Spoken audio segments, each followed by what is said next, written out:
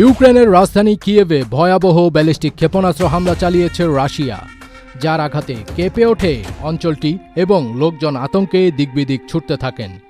এই হামলায় এই পর্যন্ত 4 জন নিহত হওয়ার খবর পাওয়া গেছে।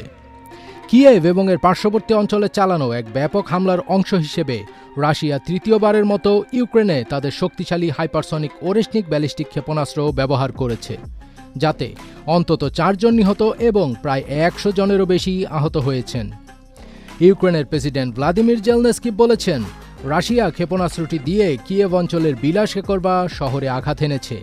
তিনি রাশিয়ার এই ভয়াবহ হামলার বর্ণনা দিয়ে বলেন, এতে একটি পানি সরবরাহ কেন্দ্রও ক্ষতিগ্রস্ত হয়েছে, একটি বাজার পুড়ে গেছে এবং কয়েক ডজন আবাসিক ভবন ও বেশ কয়েকটি স্কুল ক্ষতিগ্রস্ত হয়েছে।